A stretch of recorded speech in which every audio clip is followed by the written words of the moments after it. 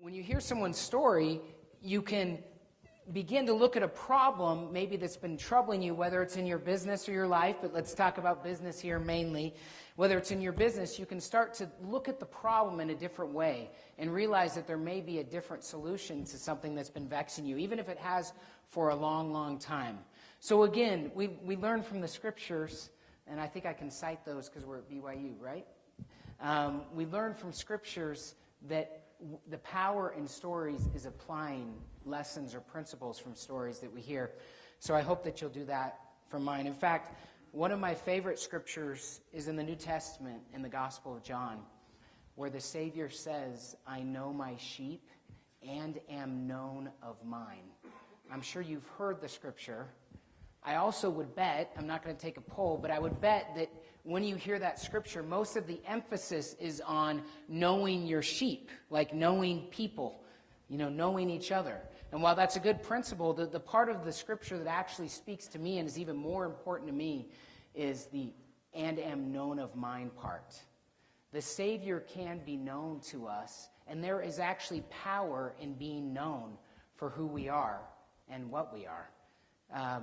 It's being known at times is harder than knowing, because we want to put up walls. We sometimes don't want to share. We're embarrassed about mistakes that we make, whatever the case may be. But being known for who we really are is a powerful principle. And again, I guess I'm kind of prefacing all this with saying I'm going to be vulnerable here for 30 minutes and kind of open wide up, and I hope it's beneficial to you. I want you guys to know me. You'll notice from the title that there's no what, right? The why, who, and how. And there's no what, and that's not by accident. That's actually by design. And here's the reason why, and this is an important principle that I've found in my life at least. I've actually found that what I'm doing specifically becomes actually less and less important to me than being exceptionally great at whatever it is I'm doing then. The exact specifics of what is less important than how I perform in what I'm doing then. In other words, I guess I feel like there are a lot of paths I could have taken, a lot of things I could have done and been pretty successful in. How many of you guys, is that comforting to hear that? Raise your hand. Are you guys wondering what to do? Where to go? Look, you can be excellent at a bunch of things, I bet, at several businesses, potentially. So don't get bogged down in the what of what you're doing. Get bogged down on why you're doing it, or think about why you're doing it, who you're going to do it with, and how you do it, not necessarily what. Again, as I've grown up a little bit in my career, I've realized that the specifics of the everyday what become a little bit less and less important to me, and it's more about doing the very best.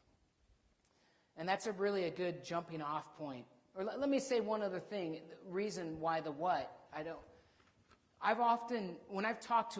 mentored quite a few entrepreneurs here. In fact, there's a bunch of good friends that I have here that are in the audience that I've seen, and maybe some that I haven't seen, that I've mentored and talked to about businesses. So often we have this fear of just taking a step or going forward.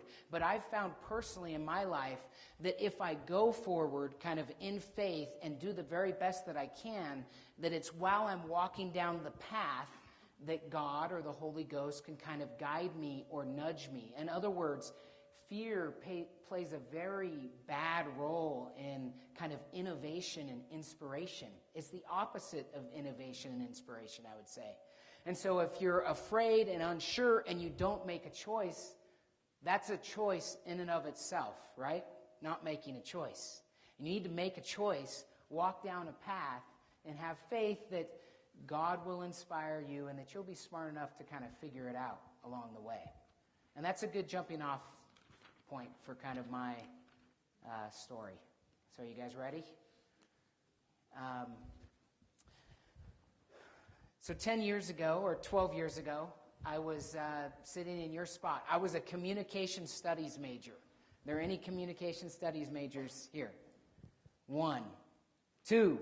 Okay, that's good. 2 out of 200 or so that are here, communication studies major. I was a communication studies major, but I was an entrepreneur. I played college basketball my freshman year at a little school outside of Seattle called Western Washington University. I went on a mission and transferred back here to BYU. So I was really into sports. I was also a quarterback in high school. And so I'm giving you the reason why I did communications is I was really interested in kind of this. I was also interested in kind of broadcasting and or coaching and things like that. And I always thought that I'd go and get an MBA. And so I really kind of didn't want to do business on top of business personally. So I was a comm studies major, planning on getting an MBA, which, by the way, I have never gotten, and I can tell you more about that as we go. But I was very entrepreneurial and interested in business. Who's heard of the Management Consulting Club? Is that still around? Have you guys heard of it in the business college, the Management Consulting Club? So even though I was a comm studies major, I got heavily involved with the Management Consulting Club when I was a junior. And then when I was a senior, I ran it with one of my best friends in undergrad, who, by the way, is now one of my partners at Peak. I'll tell more about that story. But we ran it together my senior year. So I was a comm studies major, kind of running the Management Consulting Club. And I had a really cool internship the summer before my senior year. I was driving home from Dallas, Texas, stopped in Albuquerque, New Mexico. It was my 1-year anniversary. I had just gotten married. My wife was already back here in Utah. She taught second grade, and so she had to start teaching like the week before. I remember sitting down at the Marriott, I think in Albuquerque, and calling my wife on our anniversary, and I was having like steak and lobster because the internship I had was like paying for it. My wife was in our apartment at Y-View, and we kind of talked over the phone. She was going to teach second grade, so we were rich, right? We were rich. She was making like $2,000 a month teaching second grade. I was still going into my senior year, and I remember telling her that I had been thinking a lot about a business I might be able to start during my senior year at BYU. Because it's a good decision to be an entrepreneur and to be in control of your destiny, I believe. And so we started talking about ideas and talking about names and office space and employees and clients and what we could kind of do to start this business. And it was a really fun and like exciting time. Again, I didn't have to work. I didn't have any children.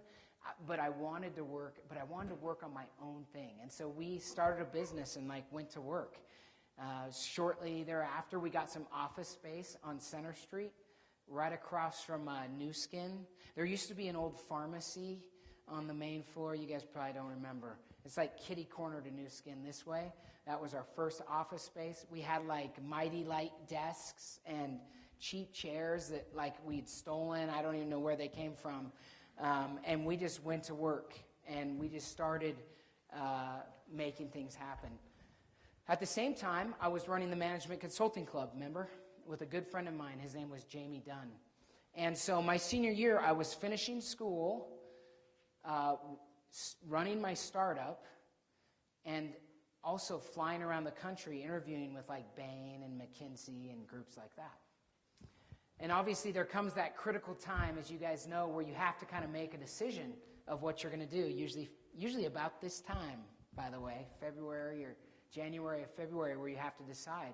And this gets into the why I was an entrepreneur. And again, this is personal. This is my story, but this is why I'm an entrepreneur. And the reason that I'm an entrepreneur, as I thought and prayed and envisioned my future, as I went and interviewed, I remember specifically interviewing with McKinsey and Company in San Francisco, and flying home from that interview, I just did not feel comfortable with it. Like I just did not feel like it fit me right. It just, for me, I guess, and now I know how much more of an entrepreneur I am, constrictive, or it just didn't fit me. And I had little hints like that kind of all along the way that now are very clear to me in hindsight. But as I was going through them, they maybe weren't as clear.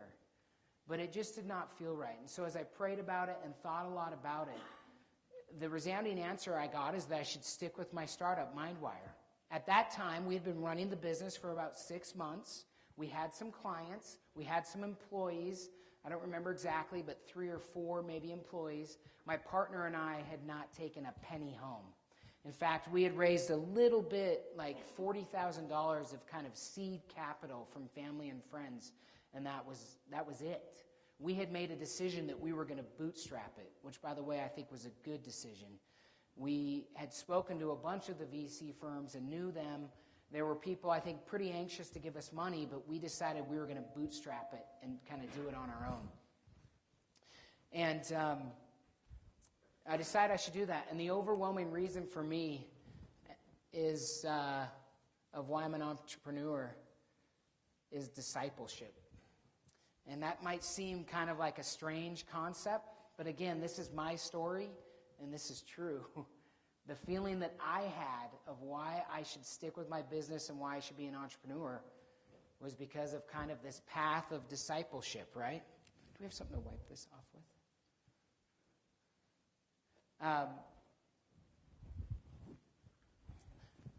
We're all kind of on this same path, right?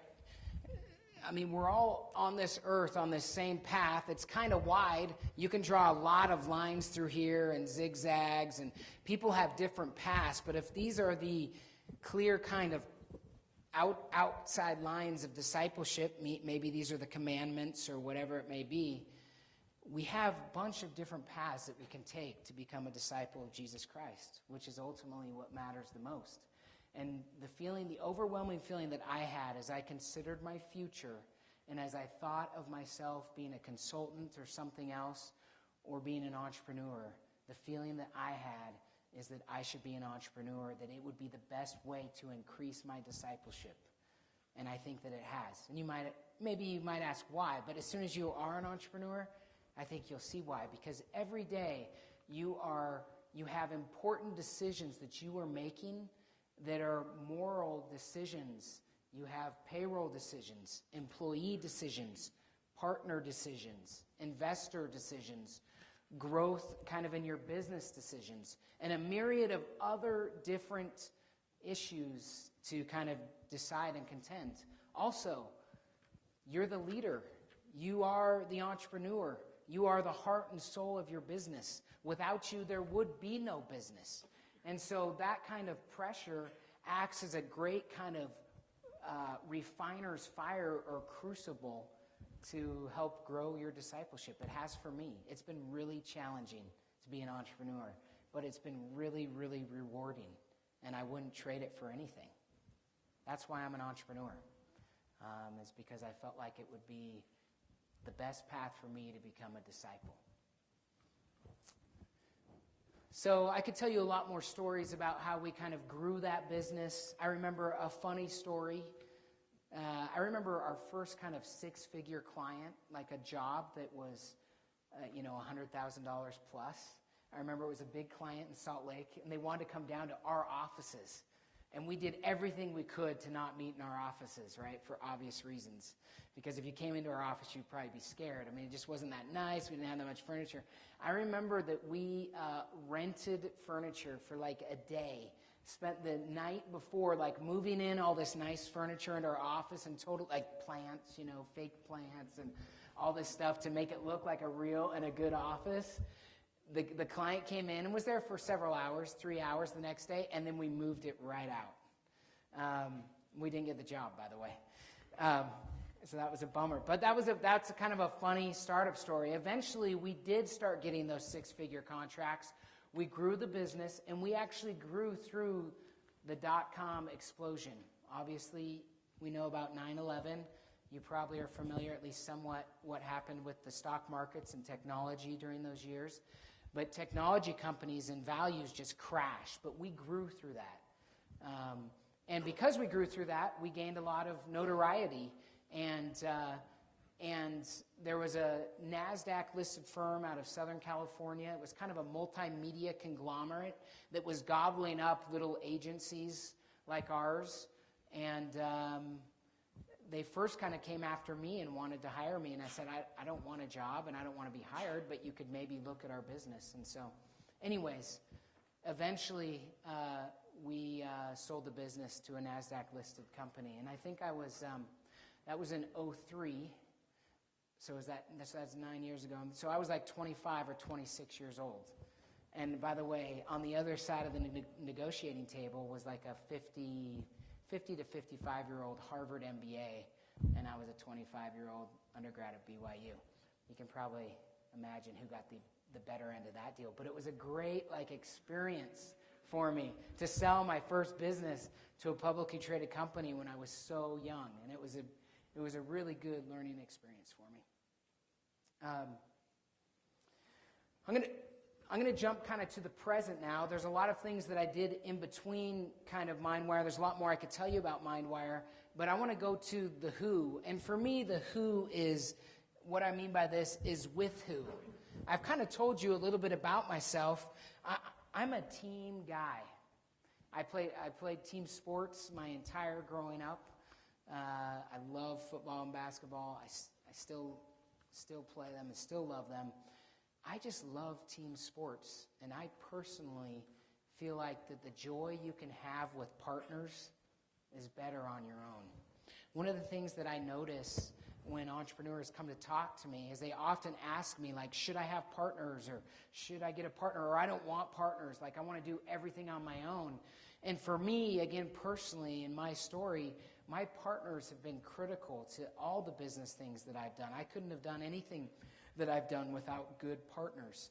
Again, as I often think about, you may think about this too sometimes, I often think about, like, what's most important in life? What could I spend my time on that means the most? And usually what I come back to is, I don't really know for sure. You probably don't know. But what I'm confident is that some of the things that are most important are probably some of the things that last the longest. And we know that relationships can last forever. And I just feel like having partners that you can share the successes and joys of business with are really important. So for me, the who is with good partners. And let me tell you two kind of key principles. You might want to take a couple notes about how to choose like good partners. Because again, when I speak to entrepreneurs, they often ask me, how do you choose a good partner? Blah, blah, blah. I'm not going to tell you the exact specifics because it's not an exact science, I don't think. However, here are two key principles that I think you can follow. So the who. Number one, and most importantly, and I'll tell you more about my current partners here in a minute in my current company, because they're two of my best friends and two great guys. But you've got to have the same core principles and values. Number one, although you could be totally different and it doesn't matter, a bunch of things don't matter if you're different. But your core kind of principles and values, your core foundational goals, you have got to be as close to alignment in those with your partners as you possibly can. If you are potentially partners with someone or thinking about being partners with someone where you don't feel this is the case, in my experience, again, this kind of goes back to discipleship. When the waves hit your startup boat, it is really hard, or it can be really easy to give up principles or to cheat this or that. And if you do not have good partners that have your back and that are with you in the core foundational principles that matter, I just think in the long run, you're setting yourself up for some heartache and potential problems. Number two, the number two principle, again, this is something I think you can apply consistently. Strengths that complement your weaknesses.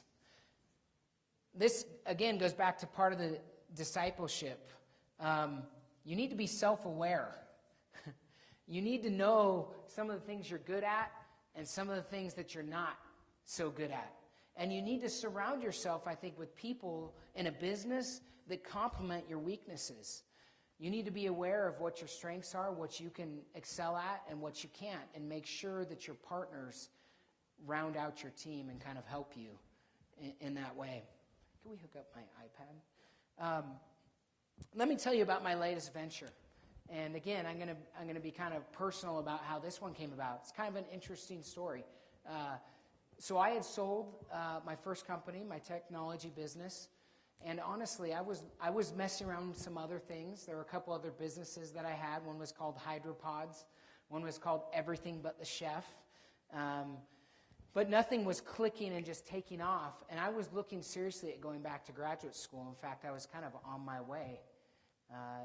And I was actually my wife and I had been out to Boston twice, and I was going to Harvard to get a theological studies degree. I don't. Does anyone have a USB that we could connect my iPad with? I don't know. David can help you right here, maybe. So I was actually going to get a theological studies, a master's degree in divinity. And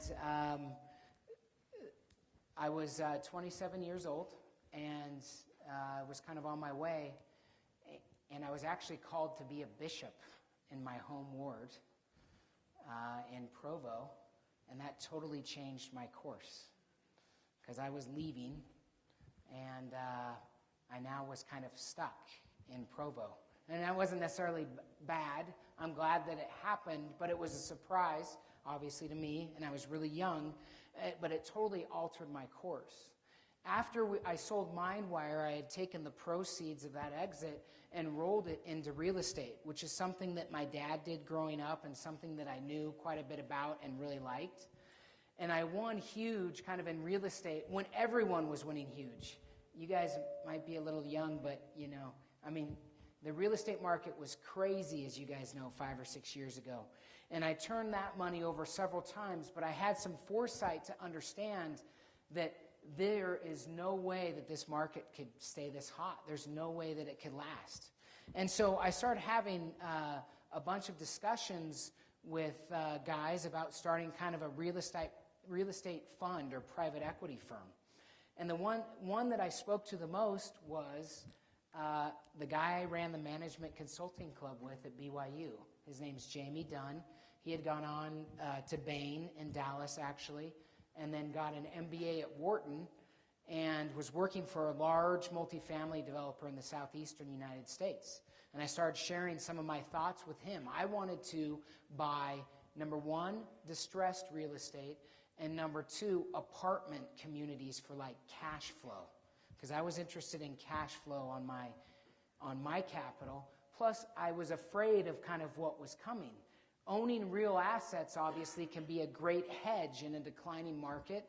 And I wanted to own real assets with cash flow.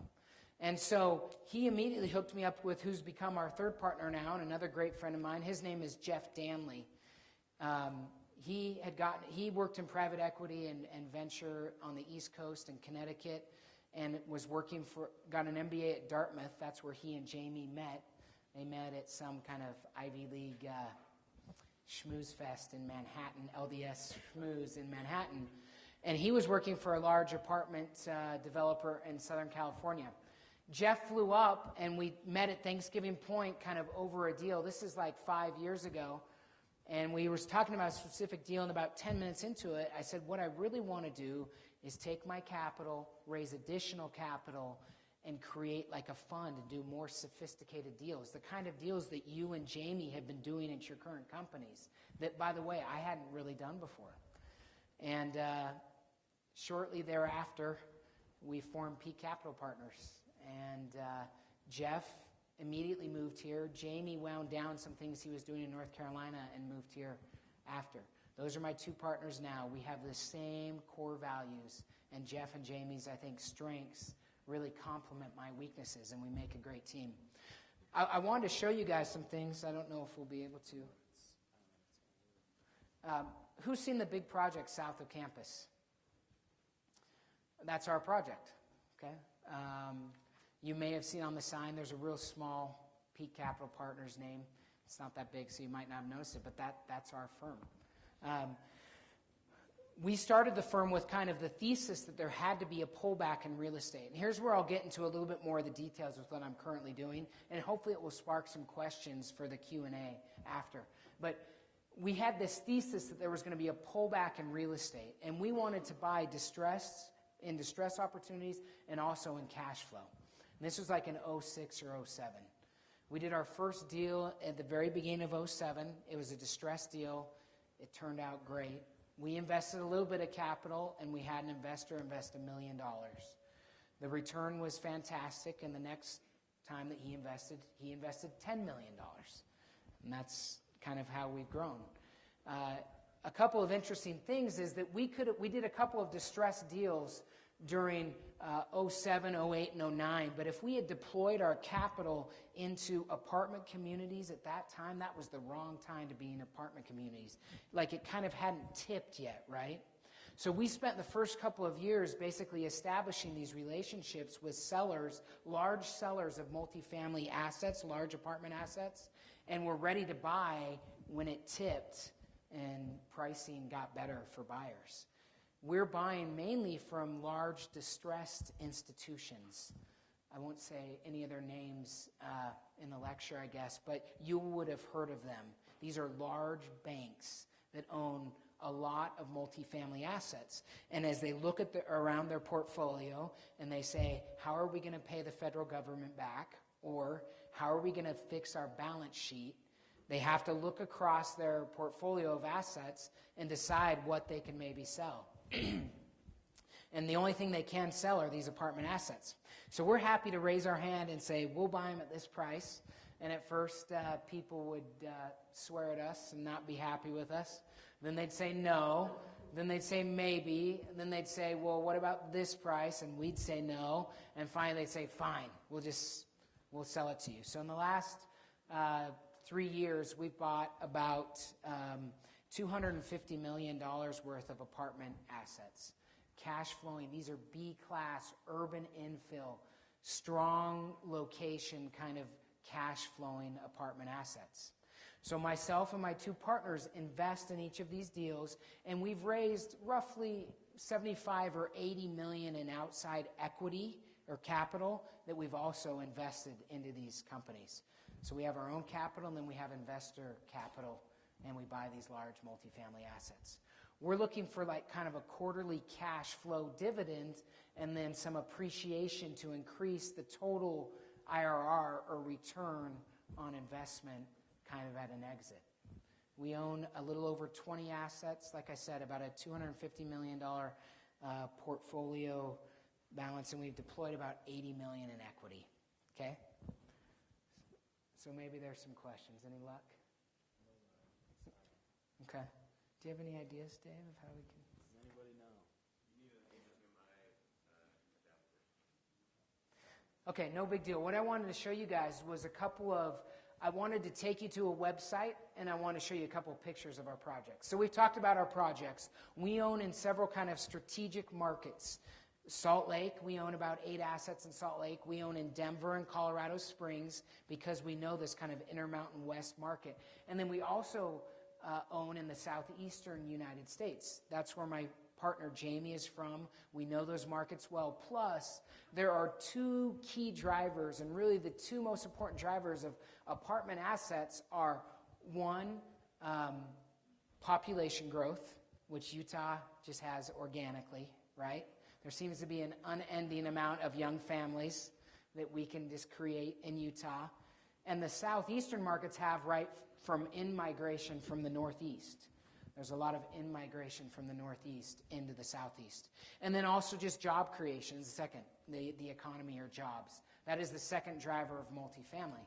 Obviously, the Intermountain West, Denver, and Salt Lake has fared a little bit better than a lot of markets. And there are pockets of the southeast that we like to concentrate on, like the Raleigh-Durham area, et cetera, that have fared better as well. So we bought a lot of assets there. Like I said, we own a little over 20 assets, and we're having a good time buying as much as we possibly can. Let me tell you in the last 7 minutes a couple of other. I wanted to show you our website for the Village at South Campus. Can you just pull up it's thevillageatsouthcampus.com. So this is a cool project, guys. I just want to tell you quick about it. This was a distressed opportunity. We kind of bought this land out of bankruptcy, not even sure if we were necessarily going to develop it. We had one investor, great guy from California that wanted to develop it, and we have. Upon completion, the Village at South Campus will be the most valuable apartment asset in the entire state of Utah. We have chose to invest an additional $5 million over kind of our original plans to provide students with a different BYU housing experience, and also to ensure kind of the longevity of the project. We plan on owning this project for multiple generations, for basically forever, for the kind of for the foreseeable future. There are 236 units. 944 students will be there this time next year. And as you've seen, maybe it kind of covers like 2 city blocks. So this is a specific asset that will affect, and we hope positively affect, BYU and our alma mater. All 3 of the partners went to undergrad at BYU. So the Village at South Campus, you've probably heard of it, right, and seen it. If we scroll down, let's see. We can take a look at kind of the current, so that's kind of a current camera picture of kind of what's going on there. Okay?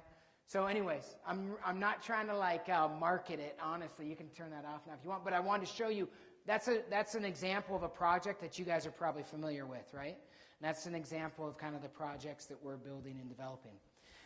Last thing that I'll say on this, and then I'll move into just a couple quick kind of how-tos, in my opinion, that are important.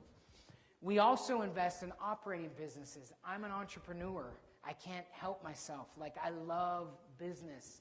And one of the businesses that we invested in a couple of years ago and that I kind of ran for a year or so was the BYU Business Plan Competition winner, I think in 2008 or 2009. It was called Meter Solutions. Have you guys heard of Meter Solutions? It was kind of a meter installation company / energy analytics company that we invest. They had a really messy capital structure. We invested in, cleaned the capital structure up, kind of grew the business, scaled it, and then sold it to Vivint just a couple of years ago, a really good exit. We've also done 2 other operating business deals and are looking at 3 or 4 more right now. So we'll continue to buy real estate, and we want to buy as much real estate as we possibly can while the buying's good. We just feel like the best risk-adjusted returns are to be found in multifamily real estate in this market. But we will continue to kind of ramp up our true kind of private equity or venture capital side also, and we'll invest in more kind of operating businesses, including small startups out of BYU. We like that niche. I like small startups. It's what I've done, and we also love BYU and want to kind of give back to BYU. So there's a little bit of story about MindWire, about Peak Capital, about why I'm an entrepreneur. Let me just end. We end at 2:50, right? Let me just end with a couple of hows really quick that I feel like are really important. We have 1 minute for each. Again, this might be something you want to take notes about or not. It's up to you. Number 1, no matter what you do it with integrity. Do it the right way. If there's anything that BYU students should stand for, business students and otherwise, it should be being honest and true. And again, let me just tell you, as you get more and more experience in the real world and in the business world, you will understand some of the challenges and nuance around this. But whatever you do it with integrity and do it the right way. It's the most important thing to do. A second thing I would say, and I hope that someone's kind of pulled this out of my story, but I consider myself at least a contrarian, and I would encourage you to be a contrarian. What I mean by that is you probably recognized when technology was bad, I liked technology. And I grew a technology business and sold it to a publicly traded company. When real estate was out of favor and everyone was really scared about real estate, I wanted to buy as much real estate as I possibly could. In other words, don't follow the herd. Sometimes that can be okay. Sometimes building a new app is cool and the right. But don't be afraid of doing your own thing and being a little contrarian to where the herd or the crowd is going. I think that's an important principle to look after. It's been important in my career and in my life. And then lastly, be persistent. I just can't emphasize this enough, guys. I remember sitting in your seats 10 or 12 years ago. I wondered, how could I be successful? What am I going to do?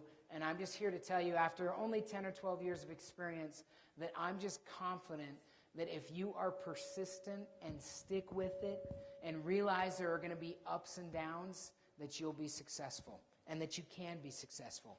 Sometimes some of the darkest times can lead to some of the greatest discoveries and opportunities that you will have in your life. So if you feel like you have a heart for entrepreneurship, like you want to be an entrepreneur, don't give up. Be wise in your decisions and how you integrate it in your life, but be persistent and follow your dreams. I have every confidence in you guys that you guys can do it. Hopefully this was a little bit helpful. Thanks for having me come.